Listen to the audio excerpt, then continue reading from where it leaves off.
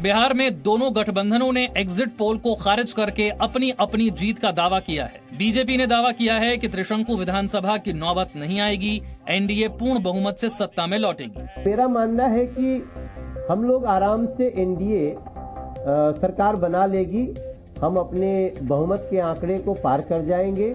RJD Congress महागठबंधन ने भी exit poll को खारिज किया।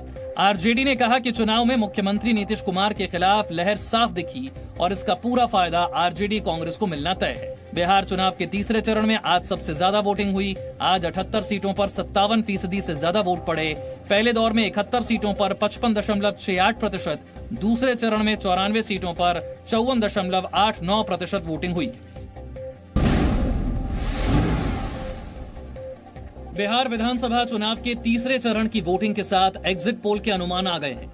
जी न्यूज के महा एग्जिट पोल के मुताबिक बिहार में अब की बार महागठबंधन की सरकार बनने के आसार हैं। बिहार की सभी 243 सीटों पर जी न्यूज के महा एग्जिट पोल में एनडीए को 98 सीटें, महागठबंधन को 137 सीटें और अन्य को 5 सीटें मिल सकती हैं।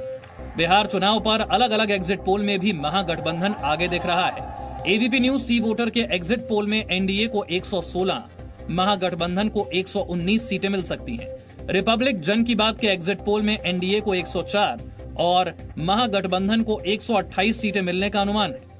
हालांकि न्यूज 18 इंडिया टुडेस चाणक्य के एग्जिट पोल के मुताबिक महागठबंधन को 180 सीटों के साथ पूर्ण बहुमत और बीजेपी को सिर्फ 55 सीटें मिलने की संभावना है। बिहार चुनाव के नतीजों का ऐलान 10 नवंबर को होगा। चुनाव पर सबसे तेज नतीजे और सबसे तेज विश्लेषण 10 नवंबर को सुबह 6 बजे से आप जी न्यूज पर देख सकते हैं। जम्मू कश्मीर में गुपकार गठबंधन जिला विकास परिषद डीडीसी के चुनाव लड़ेगा। इसका ऐलान जम्मू में गुपकार गठबंधन की बैठक में किया गया।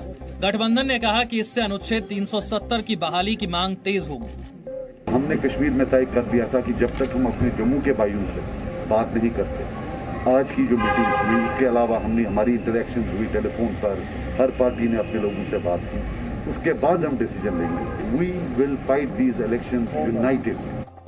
जम्मू कश्मीर में डीडीसी और पंच सरपंचों के खाली पदों पर चुनाव 1 से 24 दिसंबर के बीच 8 चरणों में होने हैं। बीजेपी ने कहा कि जम्मू कश्मीर 370 को भुला चुका है। चुनाव में गुपकार गैंग को भी पता चल जाएगा। सांसदीय प्रणाली की मर्यादा का तकाजा है 2 विकल्प। अगर आप खामोश हैं तो इसका मतलब है you are party to it. It's a collective decision whether you internally agree और नॉट।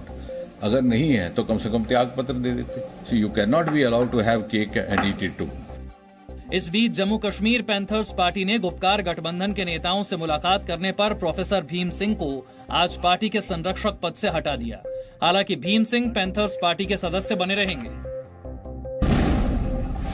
भारतीय अंतरिक्ष अनुसंधान संगठन यानी इसरो ने श्रीहरिकोटा के सतीश धवन स्पेस सेंटर से अर्थ ऑब्जर्वेशन सैटेलाइट 1 की लॉन्चिंग की।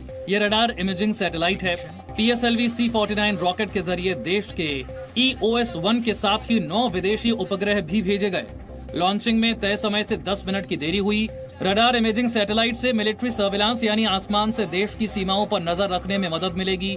साथ ही एग्रीकल्चर, फॉरेस्ट्री, मिट्टी की नमी पता करने और डिजास्टर मैनेजमेंट में भी इस सैटेलाइट से मदद मिलेगी। You know, the space activity cannot be done through work from home.